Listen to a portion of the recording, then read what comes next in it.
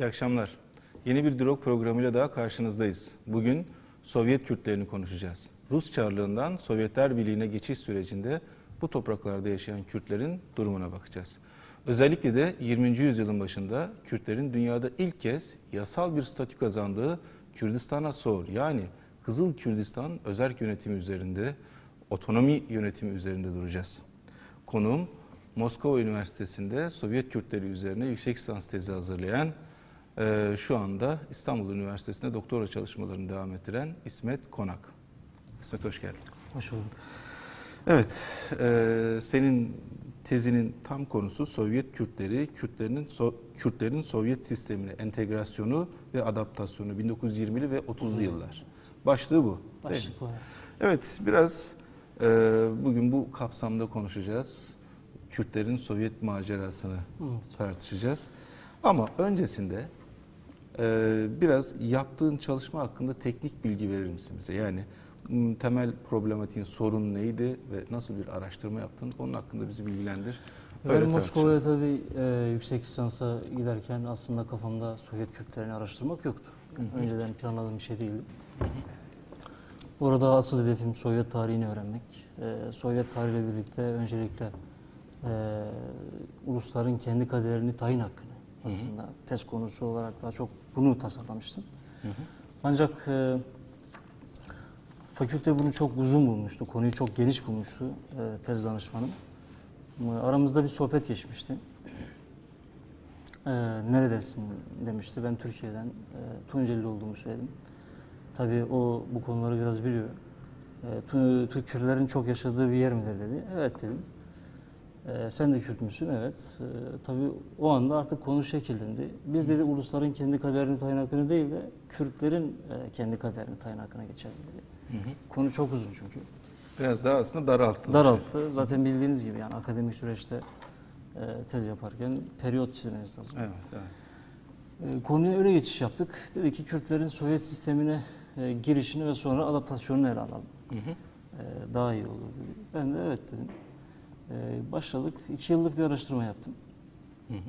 2 yıl boyunca özellikle temel kaynağımız dönemde çıkan gazeteler, dergiler, işte Zarya Vostoka, Riya Tezi, bunun dışında Sovyetski Kurdistan gibi gazeteler, Komünist, Bakinski Rabochi gibi gazetelerle üzerine araştırma yaptık. Sonra literatür taradım. Döneme ilişkin literatür çok geniş değil, çok zengin değil. Ama elimizden geldikçe geniş tuttuk. İçeriği zengin tutmaya çalıştık. Hocam da aslında bu konuda biraz tecrübeliydi zaten. Kendisi ulusal azınlıklar konusunda bir profesördü. Kürtleri az çok biliyordu. Ama MGU'da Kürtler üzerine, yani benim okuduğum üniversite ki Rusya'nın en stratejik üniversitelerinden biri. Kürtler üzerine bir araştırma yapılmamıştı. O da bu araştırmayı biz yapalım ve üniversiteye kazandıralım dedi.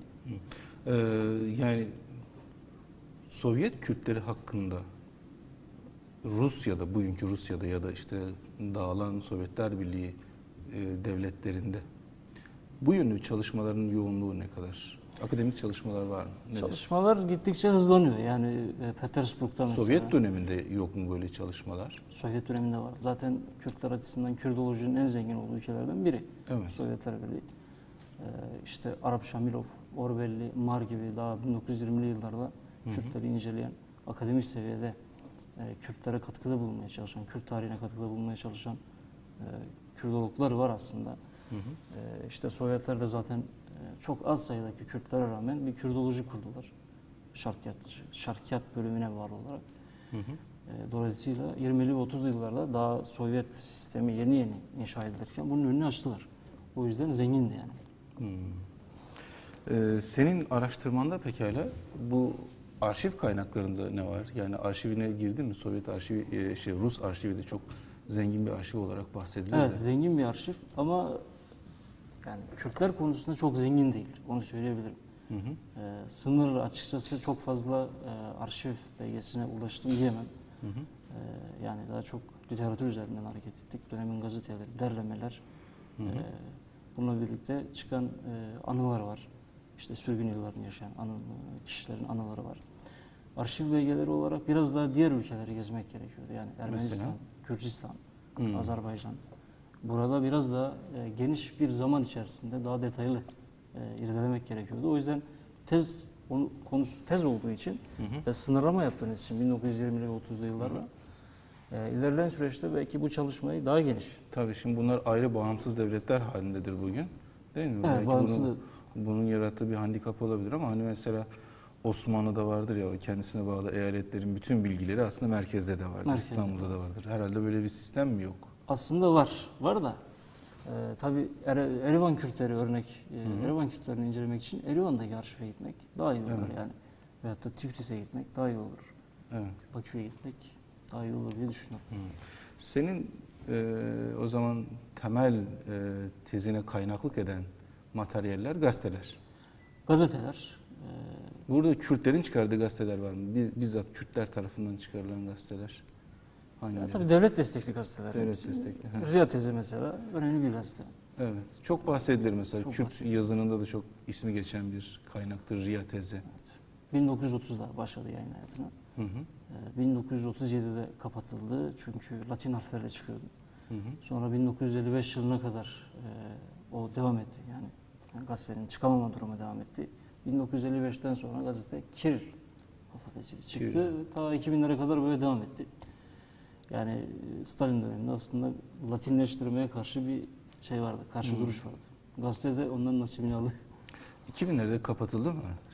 Öyle mi? 2000'lerde artık gazete yani Ermenistan'da çok fazla okunmayınca Hı hı. sanırım bir de ekonomik sıkıntısı varmış. Hı hı. Kapatılmış yani artık durulmuş. Diğer gazeteleri de söylersen tekrardan. Riya tezi. Sovyetski Kurdistan diye bir gazete demek? var. Şurak Kürdistan diyorlardı Azeriler. Yani Sovyet Kürdistan. Sovyet Kürdistan'ı. He.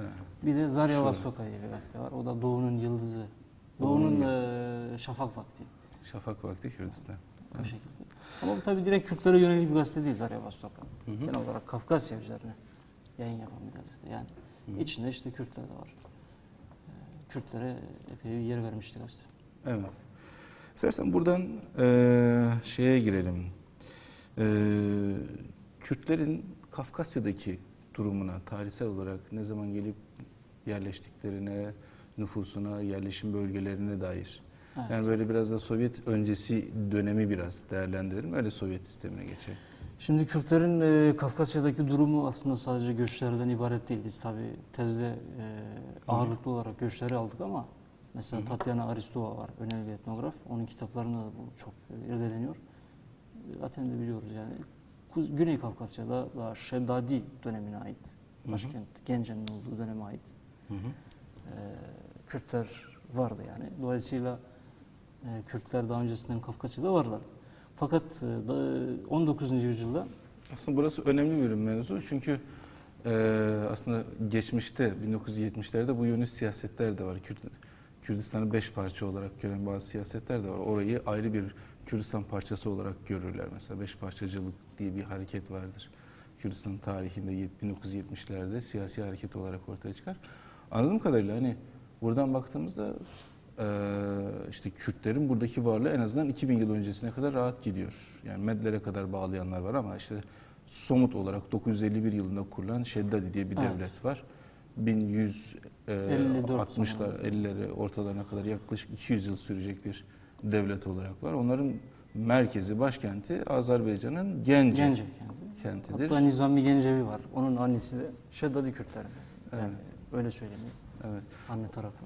Yani onun ötesinde daha böyle Gürcistan'a kadar yayılan Kürt toplulukları, aşiretler halinde buralarda Kürtlerin yaşadıkları, büyük bir nüfus oluşturdukları bilinen bir gerçek aslında. Yani. Tabii bu tarihsel olarak biliniyor. Ama biz bu konuya çok tez bağlamında konuşuyoruz. Evet, tezinde mesela Girmedik değinmemişsin. Sadece daha çok 19. yüzyıldaki göçlere ağırlık vermişsin. Tabii tez danışma hocamın aslında biraz bu konuda baskısı vardı. Çünkü tezi yani öncesinde giriş kısmında çok fazla girmeyelim dedi. Çünkü bizim amacımız Kürtlerin tarihini anlatmak değil dedi. Amacımız Kürtlerin entegrasyonunu anlatmak. Çok kısaca yüzeysel olarak değinmek gerekir dedi. En azından 19. yüzyıldaki göçlere. 19. yüzyılda da Rusya, İran'la, Osmanlı'yla sürekli savaş halinde. Bu savaşlar esnasında yapılan anlaşmalarla Rusya tarafına geçtiler. İşte mesela 1813 yılında Gürcistan Anlaşması var. Bu anlaşmayla Kürtlerin Rusya tarafına geçtiğini görüyoruz. Bunun dışında 1828 yılında Türkmençay Anlaşması var. Bu anlaşmayla yine Kürtlerin aynı şekilde geçtiğini görüyoruz. Çünkü Türkmençay Anlaşması yapıldığı zaman Erivan dediğimiz Erivan Hanlığı Rusya tarafına geçti. Kürtler de orada yaşıyordu zaten. Onlara Şemsettin Kürtleri diyorlar. Hüseyin Ağa var onların başında. Hüseyin Ağa'nın önderliğinde yaklaşık 8.000 aile. Bir de daha önceki Gülistan Anlaşması sırasında da Dağlık Karabağ dediğimiz o Dağlık Karabağ Hanlığı Rusya tarafına geçmişti. Burada da yine 1807 yılında Mehmet Safi Sultan önderliğinde yaklaşık 600 aile geçmişti buraya. İran döneminde tabii Dağlık Karabağ, sonra Rusya döneminde Elizabeth Pol vilayeti olarak değiştirildi. Kırım Savaşı sırasında yine Kürtlerin Rusya tarafına doğru gittiğini görüyoruz. Cafer Ağa önderliğinde 2 Kürt alaya geçiyor. Bunun dışında savaş Kafkasya'ya sarktığı için Başgedikler mevkinde yaklaşık 100 Kürt esiri götürdüler Moskova'ya. Bugünkü Roslava, Moskova yakınlarında Roslava diye bir şehir var. Oraya yerleştirildiler. Sonra Şeyh Ubeydullah isyanı, yani 93 Harbi sırasında 93 Harbi 1877-78 Ubeydullah da işte onun biraz hemen akabinde gerçekleşti. Zaten o karışıklıktan hani yararlanarak Kürtler adına bir devlet kurmak istedi. Fakat başarısız oldu ama Ubeydullah'ın da Rusya ile sık sık bağı vardı, ilişkisi vardı. Ubeydullah'ın Rusya ile ilgili bir sözü var. Hatta İngiltere mi Rusya mı diye. Tilkinin yanında yer almaktansa aslanın yanında yer almak daha iyidir demişti mesela Ubeydullah Rusya için. Rusya'dan sürekli bir destek bekliyordu. O dönemde şunu eklemek gerekir. 93 Harbi sonrasında bir Berlin Anlaşması yapıldı. Evet. Bu anlaşmayla Kars, Ardahan, Batum ve Artvin Rusya tarafına geçti. Dolayısıyla evet, Kars ve Ardahan Kürtleri de Rusya'nın hakimiyetine girdiler. Genel olarak baktığımız zaman hem Erivan hem Dağlık Karabağ hem Kars, Ardahan Kürtleri yapılan anlaşmalarla Rusya'nın hakimiyetine girdiler. Yani aslında hem zorunlu hem de gönüllü göçler var. Zorunlu göçler dediğimiz nokta buydu. Savaşlar oldu. Savaşlar sonrasında anlaşma olduğu için mecburen oraya geçtiler.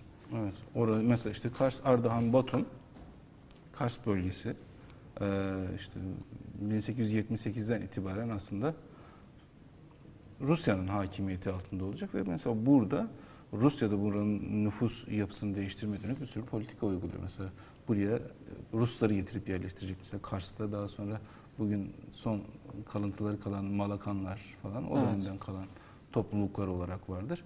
Yani bu devletlerin birçoğunda bu şekilde aslında demografik yapıyı, nüfus yapısını değiştirmeye dönük politikalar var. Rusya'da bunu çok uyguluyor. Hatta daha ilk mesela bazı kaynaklarda var yine 1828 ilk işte 1828-29 Osmanlı-Rus Savaşı'nda Rusların şöyle bir teklifi oluyor. Diyor ki siz bize Ermenileri verin, buradaki Ermenileri bize gönderin, biz de size buradan Müslümanlar gönderelim tarzında. Aslında daha o zamandan tabii daha çok din bazlı olmak üzere demografik yapıyla oynayan ve kendine daha yakın bulduğu kesimleri kendi hakimiyeti altına almaya çalışan bir politika gidiyorlar yani. Evet, kesinlikle. Daha sonra bu toplumsal mühendislik, etnik mühendislik diye ifade ettiğimiz farklı çalışmalara da dönecek bunlar yani. Evet. Hı-hı. Zaten o dönemde mesela Paskevich var, Rus Genelkurmay Başkanı. Hüseyin Ağa'ya gidiyor, işte 8.000 aile var. Henüz Türkmençay Anlaşması imzalamamış. Hani bize geçin talebinde bulmuş. Fakat geçmemişler. Çünkü hala Rusya konusunda emin değiller. Yani Rusya'nın gücü konusunda emin değiller. Bir takım yenilgiler almıştı Rusya. Bu da sonraki süreçte zorunlu olarak göçmek zorunda. Yani orada kalmak zorunda kaldılar. Göçler sadece zorunlu değildi, aynı zamanda gönüllü de gerçekleşmişti. Çünkü Kürtler için yeni meralar bulmak, yeni yaylalara geçmek, bir de kendi soydaşlarıyla bir araya gelmek gerekiyordu. O yüzden bu anlamda da göçlerin daha çok bir anlamda da gönüllü olduğunu söyleyebiliriz. Yani aşireti olarak da çıkarına gelirse öbür tarafa geçiyoruz zaten. Evet. Ama yani bunları söylerken tabii şeyi de bir kenara bırakmamak lazım. Yani o bölgede zaten yüzyıllardır Kürtler var yani. Ama yine de benim görebildiğim kadarıyla Rusların da Rus Çarlığı döneminde Kürtler üzerine araştırmaları tam da bu zamanlara denk geliyor sanırsam. Yani o ilk böyle Kürdoloji çalışmaları diyebileceğimiz şeyler falan da Evet. yine 18. yüzyılın sonu, yani 1700'lerin sonu ve 1800'lerin başından itibaren gelişiyor. Doğru, yani çalışmalar o zaman da irili ufaklı başlamıştı. Ancak akademik olarak daha çok Sovyet döneminde başladı diyebiliriz. Evet. Şimdi burada rakamlara hiç denk geldim mi bilmiyorum. Yani Sovyet öncesinde Kürtlerin burada nüfus oranı ne kadardır? Böyle istatistikler hiç gördün mü? Dikkatini çekti mi? Gördüm, Var mı? evet. Mesela 1897'de bir nüfus sayımı yapılmıştı. Dile göre bir nüfus sayımı yapıldı. Yani kendi dilini konuşanlar bazında bir nüfus sayımı yapıldı. O zaman Kürt sayısı yaklaşık 99 bindi. Rusya'daki Kürtlerin sayısı. 99 bin. Yani 100 bin. Bunun 46 bini Kars'taydı. Yaklaşık bir sanırsam 40 bini de Erivan'daydı, evet. Diğerleri de yine Tiflis'te ve Elizabethpol, yani bugünkü Dağlık Karabağ'daydı. Tezinde bir yerde işaretlemişim. 1917'de Kürt nüfusu 132.257 tarzında bir rakam veriyorsun. Evet. O 1917'de herhalde başka bir nüfus sayımı var. Yani Kafkaski kalender dediğimiz bir şey var. Kafkas takvimi diye. Ben özel inceledim onu. Orada öyle geçiyor yani. O rakam orada verilmiş. Ancak tabi bu rakamlar üzerinde farklı kaynaklar var. Yani resmi kaynaklarla gayri resmi kaynaklar uyuşmayabiliyor. Özellikle Sovyet döneminde mesela 1926'da bir nüfus sayımı yapılmıştı. O zamanki Kürtlerin sayısı 69 bindi. Fakat 93'te bir çalışma yapılmıştı. Bugay, Broyev. Yani Broyev kardeşler ve Bugay'la birlikte. Bunlar 70 bin olmadığını, yani 69 bin olmadığını, 240 bin olduğunu söylemişler. Evet. Yani bu rakamların yanlış olduğunu söylediler. Tabii resmi rakamlar bazen yanlış olabiliyor. Evet. Pekala, burada Kürtler yine aşiret halinde yaşıyorlar değil mi? Daha Sovyet sistemine geçmeden bahsediyorum. Evet, aşiret halinde halinde yaşıyorlar. Hangi aşiretler var daha çok? İsmen bildiğimiz aşiretler, onların kayıtları var mı? Hangi aşiretler? Çok Celali aşireti mesela, çok bilinen aşiret olarak. Bunun dışında Şemsettinler var. Şemsettinler. Türkiye'de çok biliniyor. Diğerleri irili ufaklı yani. Ben açıkçası çok onlara bakmadım, aşiret isimlerine, ama bu iki aşiretin çok bölgede önemli olduğunu söyleyebiliriz. Evet. Daha çok Kurmancı konuşuyorlar ama bunlar. Kurmancı konuşuyorlar, evet. Kurmancı. Müslüman ve Yezidi Kürtler bunlar. Ezidi Kürtler de eskiden beri mi orada varlar, yoksa bu göçlerle birlikte mi yoğunlaşmışlar orada? Göçlerle birlikte, yani eskiden beri değil. Aslında yani Yezidilerin geçişi 1910 ile 1920 arası, yaklaşık 10 yıllık bir süreçte. Özellikle bu dönemde Osmanlı'nın Yezidiler üzerinde baskısı var. Şeytana tapanlar olarak görüyorlardı. Yani sapkın bir mezhep. Bu da onları rahatsız etmişti. Rusya'ya doğru göç etmişlerdi. Yani Ermenistan'da kendilerini daha rahat hissediyorlardı. Evet. Hristiyanlarla birlikte bir dayanışma içindeydiler. Kasım 1917'de Ekim devrimi gerçekleşecek. Yani Evet. eski takvime göre Kasım ayında olduğu, Ekim ayında olduğu için Ekim devrimi diye geçiyor ama Kasım 1917'dedir devrimin gerçekleşmesi. Evet. Kürtler bu sürece, yani Çarlık rejiminin yıkılması ve Sovyetik bir rejimin kurulmasına nasıl bir tepki gösteriyorlar? Şimdi Kürtler Var içerisinde mı toprak bilgiler? ağları da var. Mesela Sadıkpaşa, Cangir Ağa, Egit Bey gibi bu toprak ağları Rus ordusunun içerisinde direkt Rus çarlığına destek veriyorlar. Yani. Fakat bunun yanı sıra Kürt köylüleri Bolşeviklere destek veriyorlar. Mesela Ermenistan'da Sardarabat civarında, Alagez'de Kürtlerle Ermeniler birlikte hem Bolşeviklere destek veriyorlar hem de Daşnaklara karşı mücadele ediyorlar. Çarlık ordusuna karşı mücadele ediyorlar. Aleksandropol dediğimiz bir yer var. Bugünkü Gümrü. Orada mesela belediye meclislerine birlikte giriyorlar. Daşnaklara karşı.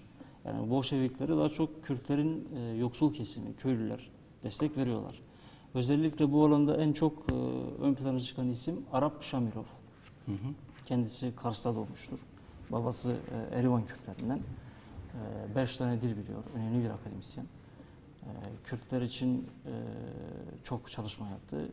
O dönemde 1917 yılında Burjuva Demokratik Devrim olunca Şubat'ta ona destek vermiyor. Sosyalist devrime gidiş için bir zemin hazırlamaya çalışıyor. Kürtler adına destek veriyor.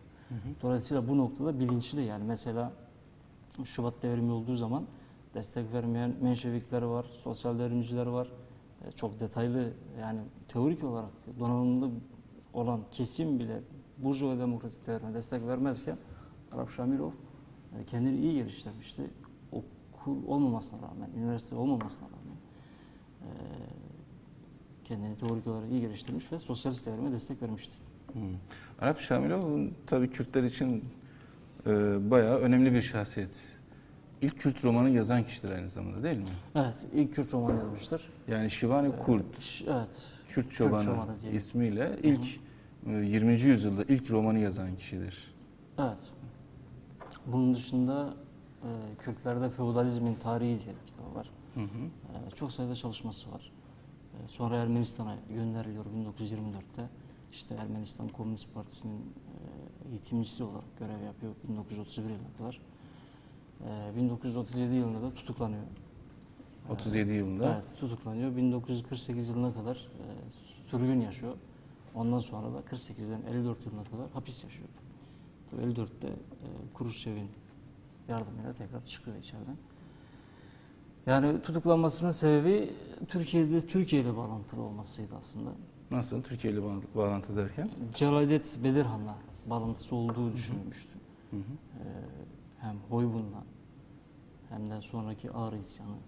Sovyet dönemi, çünkü Sovyet yönetimi Türkiye ile yapmış olduğu ittifaktan dolayı Kürtlere bu şekilde yaklaşıyordu. Yani bütün bu isyanların temel sebebi İngilizlerdi ve dış devletlerdi, emperyalistlerdi. Onu biraz tartışacağız. Evet. Öyle midir değil midir bilmiyorum ama. İşte Arap Şamilov'u da bununla bağlantılı bir kişi olarak düşündüler ve o yüzden önünü kapattılar. Ama aynı dönem, yani Arap Şamilov'un sürgüne gönderildiği dönem birçok Kürt aydının da sürgüne gönderildi. Hatta genel olarak Sovyetler Birliği'nde aydınların tutuklanıp Sibirya'ya sürüldüğü bir dönem. Değil mi? Yani bir genel operasyonun olduğu bir şey. Sadece onun şahsına dönük de bir şey söz konusu değil. Buradan baktığımızda daha başka bir tablo gerekçe olması gerekiyor gibi. Tabii, yani gerekçeler işte Kürtler arasında milliyetçilik var, anti-Sovyetizm var, casusluk var. Bunlara işte Arap Şamilov ve diğer Kürt sınıfı destek verdi. Kürt aydın sınıfı destek verdi demişlerdi. 1939 yılındaki mahkemede. Yani işte Çerdaya Genco var, Heciye Cindi var, Ahmet Mirazi var, Şamil Teymurov var bu aydınlar arasında. Evet. Hepsini bu noktada yargılamışlar. Ama başlangıcı biraz daha tekrardan dönersek, Ekim devriminin ardından özellikle alt sınıf tabakalarda yer alan Kürtlerin devrim mücadelesine destek verdikleri, Sovyet rejimine destek verdiklerini söylüyorsun. Artık bilmiyorum, buradan da şeye geçelim. 1923, yani devrimden yaklaşık bir 6 yıl sonra Kızıl Kürdistan ya da Kürdistan Sor isminde bir idari birim oluşuyor. Biraz onun hikayesini bize anlatır mısın? Yani Kızıl Kürdistan'ın oluşmasında Neriman Nerimanov etkili. Neriman Nerimanov kimdir? Azerbaycan Komünist Partisi Merkez Komitesi Genel Sekreteri. Önemli bir sosyalist kendisi. Lenin'e söylüyor. Yani bölgenin açlık bölgesi olduğunu, Kürtlerin zor durumda olduğunu söylüyor. Lenin de 40 milyon rublelik bir sübvansiyon çıkarıyor. Ve o destekle bu bölgede bir otonom kazanın oluşturulması planlanıyor.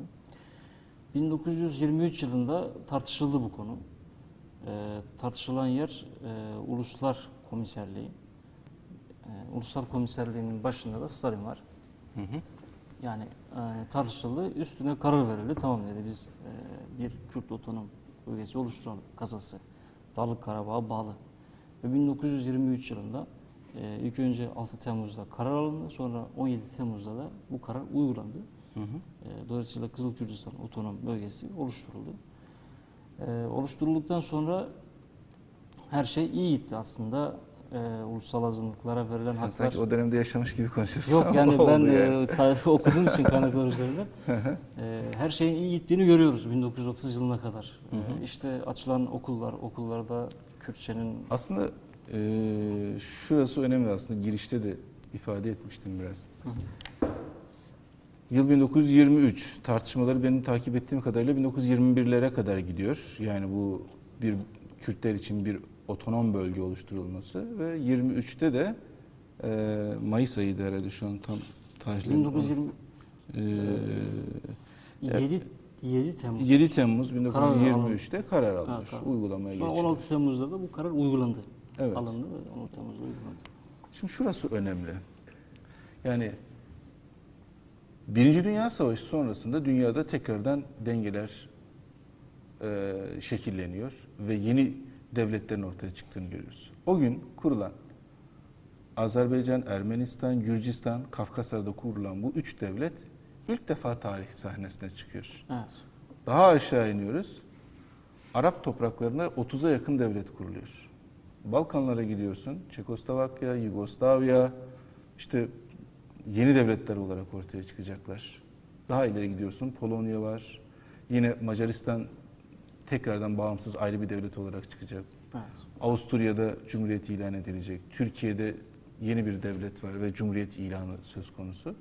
Yani dünyada aslında konjektürün yeniden siyasi dengelerin, siyasi haritanın yeniden çizildiği bir dönem söz konusu. Ve burada Lozan'la birlikte aslında o sistem içerisinde Kürtlere bir yer verilmemesi var. Buna rağmen aslında Kürtlerin 20. yüzyılda ilk defa yasal statü kazandıkları, dünya konjektürü içerisinde yasal statü kazandıkları yer Kızıl Kürdistan oluyor. Evet. Kesinlikle yani Bu manada aslında çok önemli bir yere sahip. Çok, İlk defa dünyada bir statü sahibi olması açısından. kesinlikle yani. Bunun da tabii temelinde ki Birinci Dünya Savaşı'ndan sonraki o devletlerin şekillenmesine neden olan nedir? Ulusların kendi kaderini tayin hakkı diye bir prensip. Yani Lenin bunu kitabını yazacak ama Wilson, Amerikan Başkanı Wilson bunu Wilson ilkeleri içerisinde maddeler arasında yer verecek ve her milletin çoğunlukta olduğu yerde kendi yönetimini oluşturması gerektiğini söyleyecek. Evet. Bu prensip genel kabul görecek. Aslında bir yerde bunun da etkisi var herhalde Kızıl Kürdistan'ın oluşturulmasına. Yani bu bakış açısının ulusların Yani kendi ulusların kaderini kendi aslında ben kader değil de geleceğini belirlemesi diyorum. Yani çünkü kader olayı sosyalizmde çok fazla belirlenen bir kavram değil. O yüzden kendi geleceğini belirlemesi daha önemli. O yüzden Kürtler de diğer halklar gibi 1920'li yıllarda bu hakkı elde etmişlerdi ve nitekim kurulmuştu o bölge. Fakat 1930'lu yıllarda durum değişecek. 1920'li yılların o aydınlanma çağı bitecek. Yerine biraz daha merkezleşme ve biraz daha sert bir politika uygulanacak. Yani ilk defa ortadan kaldırılması aslında 1929'da değil mi? 1929 Nisan 1929'da kaldırıldı. Bölgelendirme reformuna bağlı olarak. Ancak 25 Mayıs 1930'da yeniden Kürdistan eyaleti kuruldu. Bu sefer biraz daha genişti toprakları. Cebrail'den, Katurli'nden almışlardı. Sonra yine Ağustos'ta yani 8 Ağustos 1930 yılında 2 ay sonra yeniden kaldırdılar. Kaldırılmasının sebebi yine yönetimsel ve reformsal bir sebepti. Yani biz bölgelendirme reformu yapıyoruz dediler. Şunu var. O kaldırılma nedenini biraz tartışacağız tabii. Öyle midir, değil midir? Evet. Sadece resmi yayınlarda ifade edilenler ne kadar gerçeği yansıtıyor bilmiyorum o yüzden. Ama önce biraz bu Kızıl Kürdistan sınırları neresidir? Nerede kurulmuştur? Biraz nüfusu hakkında, demografik yapısı hakkında bilgi verir misiniz? Kızıl Kürdistan Dağlık Karabağ'ın batısında kuruldu. Yani bugünkü sınırlar itibariyle baktığımızda biraz böyle Ermenistan-Azerbaycan arasında evet. Bir bölge. Başkenti ilk önce Abdalar köyüydü. Sonra Laçin yaptılar. Bu Laçin dışında Kelbacar, Gubatlı ve Zangelan gibi ilçeleri var. Nüfusu yaklaşık 51 bin. 51 bin nüfusu var. 1926'ya göre tabii. 1921 yılında 30 bindi. 1926 yılındaki nüfus sayımına göre oradaki Türklerin sayısı 13 bin. 13 bin. 37 bin Kürt, 13 bin Türk, geri kalan da Ermeniydi. Hı hı. Yani sadece Kürtlerin yaşadığı Sadece değil. Kürtler de yaşamıyor burada. Evet, Türkler yaşıyorlar da. Türkler de yaşıyor. Bir de burada nasıl bir otonomi kurmuşlar? Yani bunun idari sistem içerisindeki konumu ve işleyişi nasıl? Mesela hangi devlete bağlı, nasıl bir işleyişi var? Evet. Yani Azerbaycan'a bağlı tabii. Sonuçta Dağlık Karabağ bölgesine bağlı. Özerk Dağlık Karabağ Cumhuriyeti'ne bağlı Hı hı. bir kazaydı orası. Otonom kazanmış bir kaza. Kendi içinde aslında özerkti. Hem köyde hem ilçede hem de kazalarda konseylerle yönetilen bir yer. Hı hı. Dolayısıyla Sovyetler Birliği'nin o Sovyetleştirme politikasının uygulandığı bir yer. Hı hı. Hem sosyal alanda hem siyasi olarak hem ekonomik olarak bu vardı. Bunun dışında yani bölgede yine diğer yerlerde olduğu gibi ulusal azınlıklara verilen okullar burada da açılmıştı. Yine o okullarda Kürtçe eğitim yapılmıştı. Kürtçe eğitim veriliyor Evet, buralarda. Kürtçe eğitim veriliyor. Kürtçe eğitim veriliyor. Ama şöyle bir durum var. Yani mesela Ermenistan'da Kürtler için bir pedagojik yüksekokul kurulmuştu. Dağlık Karabağ'da özellikle Kızıl Kürdistan'da yoktu o. Yani Şuşa'da vardı. Şuşa Pedagojik Yüksekokulu'nda Kürtçe diye bir bölüm vardı. Hı hı. Orası öğretmen yetiştiriyordu. Yani Kızıl Kürdistan içinde bir teknik yüksekokul yoktu. Bu ismi kim vermiş biliyor musun? Yani Kurdistan'a niye? sorma. Kürdistan'a sor ya da Kızıl Kürdistan kim vermiş bu ismi? Nereden gelmiş? O konuda bir bilgi O var mı? konuda ben çok fazla bilgim yok. Bir şeye denk gelmedi. Biraz buradan yani tarihsel önemine vurgu da yaptık aslında. Yani o 20. yüzyılın konjektüründe Kürtlerin dünya siyasetinde bir yer almamasına rağmen, işte Lozan'la birlikte tümüyle statüsüz bırakılmasına rağmen orada Kürtler kendine bir şekilde bir yer buluyorlar. Küçük de olsa, hani çok büyük bir idari birimi olmadığı ve çok büyük bir işleyişe sahip olmadığı da anlaşılıyor ama yine de bir statü kazanması anlamında çok değerli Evet, bir önemli bir örnek. konumda. Bir örnek yani. Ama 1930'da kaldırılıyor. Kaldırılma nedeni üzerine biraz daha duralım istersen. Ya kaldırılma nedeni tabii farklı çevrelerce, farklı kişilerce, yazarlarca farklı şekilde yorumlanıyor. Mesela Yani mesela şöyle, Türkiye'ye bağlı klanlar var. Hı hı. O dönemde artık mesela Türkiye'de de 1925 yılında bir isyan var, Şehzade isyanı. Arkasında kurulan Hoybun var, sonra Ağrı isyanı var. Bunlar Türkiye'yi rahatsız etmişti. Hı hı. Türkiye'de bu doğrultuda bir politika çiziyordu, dış politika. Sovyetlerdeki bu Kızıl Kürdistan'dan haberdardı.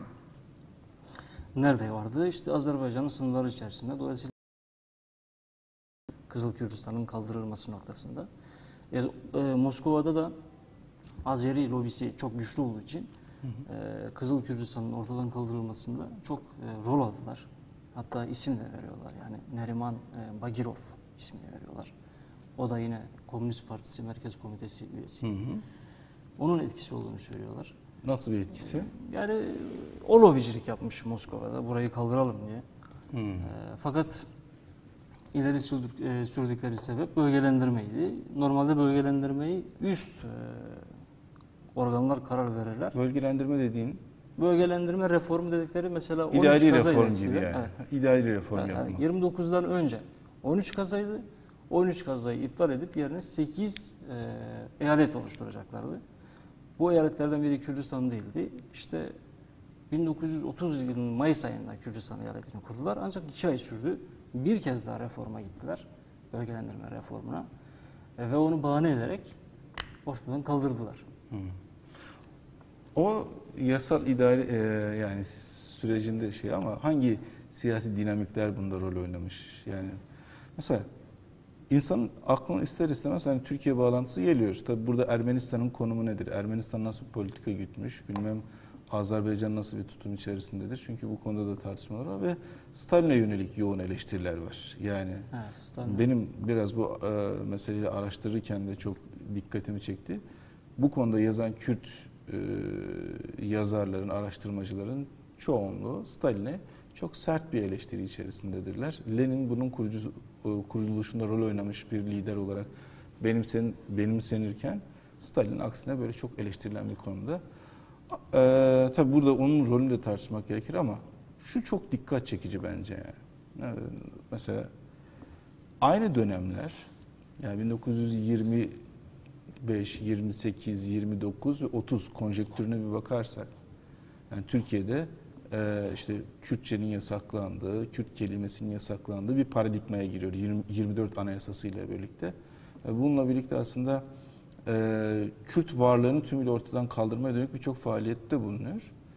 28-29 yine özellikle Ağrı isyanının, Ağrı direnişinin çok zirve yaptığı bir dönem ve şuradan bağlantı kuruyorum.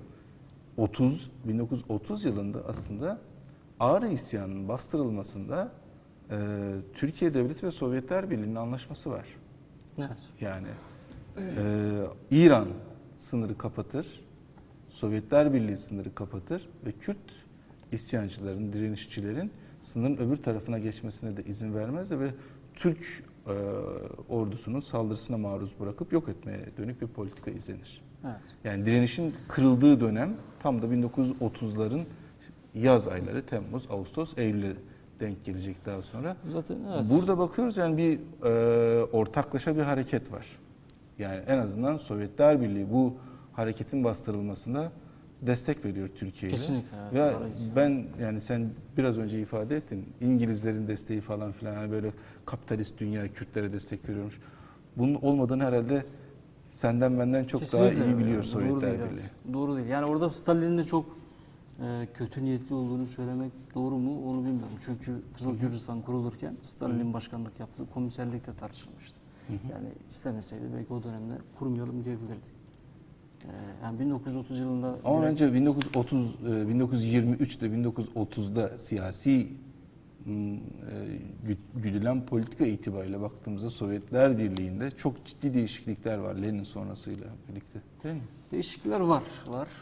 Yani Lenin'in bu konuda daha ilkeli bir tutum sergilerken ne bileyim Stalin biraz daha pragmatist bir tutum sergiliyor. Pek böyle stratejik değil de daha taktik yaklaşıyor gibi. Taktik yaklaşıyor, evet. Yani direkt Kürtlere yönelik bir kastı var mıdır? Bu değil ama sınır boylarındaki ulusal azınlıklara karşı, ulusal kimliklere karşı Sovyet yönetiminin Stalin döneminde ayrı bir politikası var sürekli. Yani çünkü milliyetçilikten korkuyorlar. Karşı devrimci, casus hareketlerden korkuyorlar. Propaganda yapılabilir. Sürekli bir paranoya var orada yani. Stalin Diğer azınlıklara dönük Stalin dönemi politikaları nasıl, o konuda var mı? var işte 1943-44 sürgünleri var mesela. Kırım Tatarları gibi, Çeçenler, İnguşlar. Nasıl bir politika uyguluyorlar orada? İşte aynı şekilde onlardan da çekiniyorlar. Yani Almanya, Türkiye, Güney Kore ve diğer kapitalist ülkelerin burada çalışma yapmasından çekiniyorlar. Buradaki ulusal kimliklerin zamanla Sovyet karşıtı propagandaya gelebileceği ihtimalinden korkuyorlar. Bu yüzden savaş içerisinde de sürgün kararı almışlardı. Aslında savaş içerisinde şüpheleri bazı noktalarda gerçekleşmişti. Yani mesela Kırım Tatarları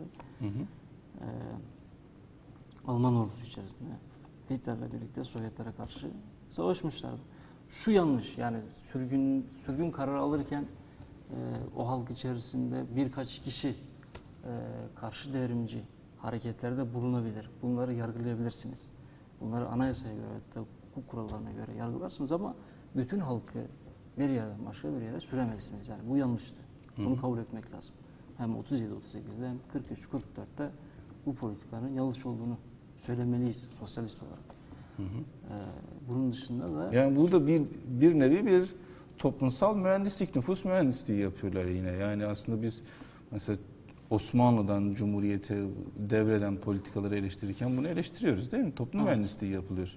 Ne yapıyor? Kürtleri alıyor, diyor ki işte doğudan batıya göçerteceğim, oraya Türkleri yerleştireceğim. Batı, yurt dışından ya da batıdan Türkleri getirip yerleştiriyor. Bu şekilde kendince kendisini, sınırlarını güvence altına almak gibi bir, ama bu esnada binlerce, yüz binlerce insanı yerinden ediyor. İşte bilmem yaşamlarını bozuyor, kültürünü ortadan kaldırıyor. Bu yanlıştı yani, en azından Yani aynı şeyi Sovyetlerde de görüyoruz o zaman. Onlar da aynı şeyleri tabii, yapmışlar. Yani 37-38'de çok belirgin bir Rusifikasyon diyorlar onlar. Yani Ruslaştırma politikası. Bu gizli bir şekilde yürütüldü aslında. Yani ulusal kimliklerden gizli olarak yürütemezsiniz bir programı. Çünkü siz onlarla kuruluyorsunuz. Onlara vaat ediyorsunuz. Yani istiklal, işte yani özgürlük ve toprak. Biz size vereceğiz diyorsunuz. Sosyalizmi inşa edeceğiz. Fakat sonradan bu ulusal kimliklerden gizlenme politikası yürütüyorsunuz. Yani gizleyerek onları sürüyorsunuz. Bir takım politikalı programlar uyguluyorsunuz ama haberleri yok. İşte 37-38'de Kürtlerin haberi yok. Yani şeye bakıyorsunuz, hepsinin anılarına yazıyorlar. Birden geldiler, gece 2'de 3'te kapıyı çaldılar. Hadi gidiyorsunuz. Nereye? İşte Nahçıvan'a. Orada toplanacaksınız. Trene sizi Kazakistan'a göndereceğiz. Yani sebep yok. Önceden haberleri yok. Bir tebligat yok. Evet. Bu o zaman Kızıl Kürdistan ortadan kaldırıldıktan sonra, yani idari birimi olma vasfını yitirdikten, idari reformla birlikte ortadan kaldırıldıktan sonra bu Kürtlerin hepsini sürgüne mi tabi tutmuşlar? Nasıl olmuş? Hepsini değil, yani 37-38 sırasında sürgün edilen Kürtler daha çok Ermenistan Kürtleri ve Nahçıvan Kürtleriydi. Azerbaycan'ın o Dağlık Karabağ, yani bugünkü o dediğimiz Kızıl Kürdistan Kürtleri sürgün etmemişlerdi 37-38'de, ama 43-44 yılında Kürtlerin yaşadığı bütün o coğrafyayı etkileyen bir sürgündü. Dolayısıyla yaklaşık 40 bin Kürdün sürgün edildiği söyleniyor 1943-44 yılında. Tabii bu sürgün politikası sadece Kürtler üzerinde yoktu. Yani Türkler, Ermeniler, Azeriler, İranlılar, Koreliler, Ahıska Türkleri, hatta Ahıska Kürtleri de buna dahil.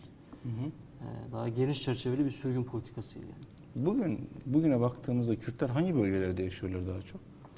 Yani daha o zaman yayılmışlar. Sadece Gürcistan, Ermenistan, Azerbaycan sınırında değil herhalde, içlere doğru da gitmişler. İçlere doğru gittiler. Zaten hani gönüllü bir gidiş değil, zorunlu gönderdiler. İşte Kazakistan, Kırgızistan, Özbekistan.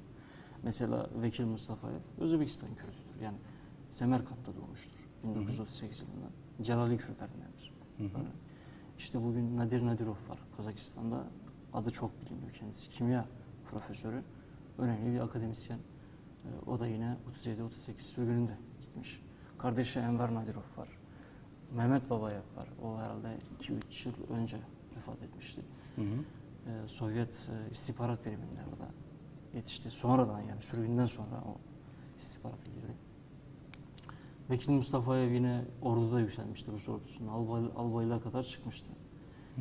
Yani baktığımızda evet dağılmışlardı. Kırgızistan'a kadar işte. Ama son dönemde verilen işte bazı nüfus oranları var. Kürtlerin nüfusunu burada çok az gösteriyorlar. Yani 50 bin civarlarında falan, belki daha az, bilmiyorum tam nedir son rakamlar ama. Yani 1989 nüfus sayımına göre ben özellikle baktım 153 bin. 153 bin. Bunlar resmi kaynaklar. Yani resmi kaynaklar çok fazla Sovyet dönemi de olsa itibar edilmesi. 26 yılında da yapmışlardı. 97'deki nüfus sayımına oranla bir farklılık vardı orada. Sovyet vatandaşı olacak. 26 yılında. Yani 70 bin Kürt Sovyet vatandaşıydı. Ama Sovyet vatandaşı olmayan Kürtlerin sayısı çok fazlaydı. Onu saymamışlar. İşte o yüzden dedik, yani 240 binlik bir rakam verilmiş, bir de 70 bin var. Evet. Mesela çok dikkatimi çekti. Uzatırsan, şöyle bir kitabı da var. Hecere Şamil, Peri Yayınlarından çıkmış burada. Hecere Şamil'in bir yerde yaptığı bir röportajda, bir değerlendirmede, bir yazısında var pardon. Diyor ki mesela Azerbaycan'da diyor 8 milyon nüfus varsa diyor, bunun 1 milyonu Kürttür diyor. Ama diyor asimile olmuş Kürtlerdir diyor. Kendini inkar eden Kürtlerdir. Bu tarzda bir değerlendirmesi var. Bilmiyorum, katılır mısın? Tabii o Azerbaycan Kürdü, kendisi daha iyi biliyordur. Yani son nüfus sayımı, ama 1 milyon abartılı, çok abartılı gibi geldi. Şöyle bir şey daha söyleyeyim. Daha önce burada konuk ettik. Kars tarihi üzerine çalışan Erkan Karagöz isminde bir araştırmacı, tarihçi. Kendisi de Kars'ta olan bir insan. O şöyle bir değerlendirme yapmıştı. Şu an Azerbaycan Devlet Başkanı İlham Aliyev, onun babası Haydar Aliyev. Derdi ki, o söyledi bana, ilk defa ondan duydum. Bunlar Kürt kökenlidir demişti. Doğru. Azerilerden de ben diyorum bunu. Yani Azeri arkadaşlarım vardı Moskova'da. Onlar da biliyorlar.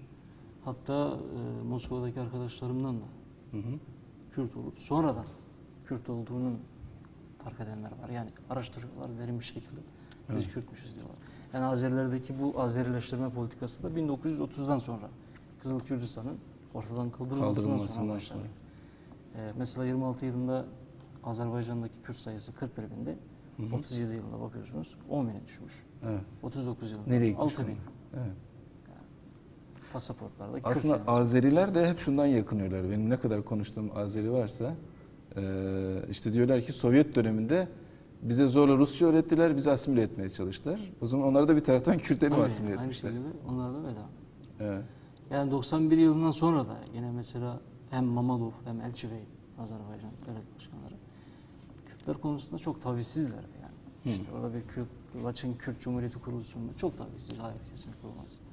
Ermenistan ve Rusya destek vermişler. Yani o meseleyi istersen biraz da şöyle yapalım. Mesela 89'da Sovyet sistemi dağıldı.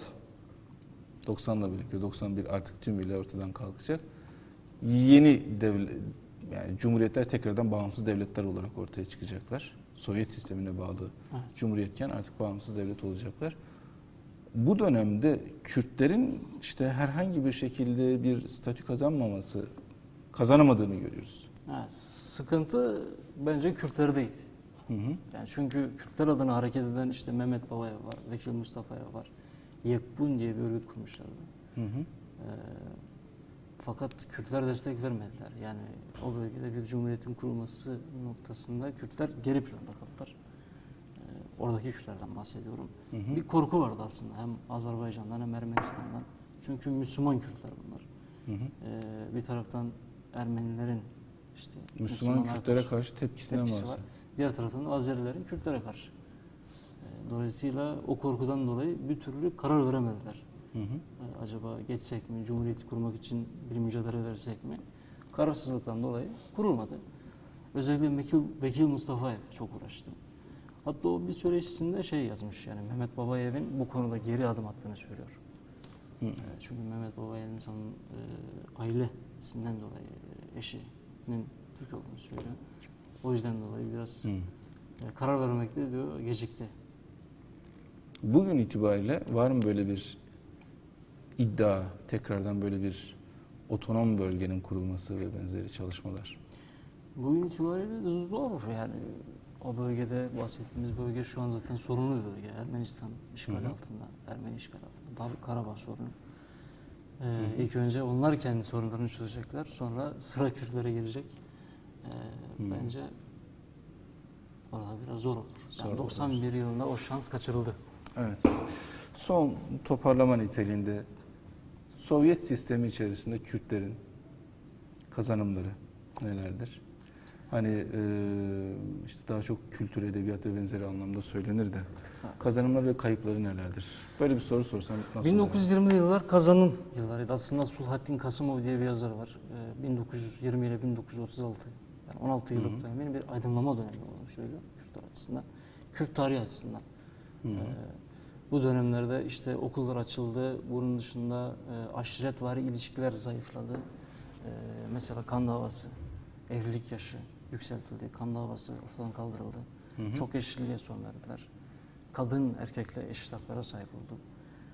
Kadın daha fazla siyasette görülmeye başladı. Kürtler arasında bir aydın sınıfı oluşmaya başladı. Yetişti. İşte o bahsettiğimiz okullarda, pedagojik yüksek okullarda önemli öğretmen kadrolar yetiştirildi. Yani kültürel, sosyal anlamda çok büyük şanslar elde ettiler, büyük fırsatlar elde ettiler. Fakat 36 yılında ne yazık ki bunlar bitmişti yani. Tekrardan geri alındı. Kurulan okullar kapatıldı. Okullardaki azınlık dilleri tamamen durduruldu. Rusça zorunluluğu getirildi. Onun dışında oldukça iyiydi yani 16 yıllık dönem bizim için önemli.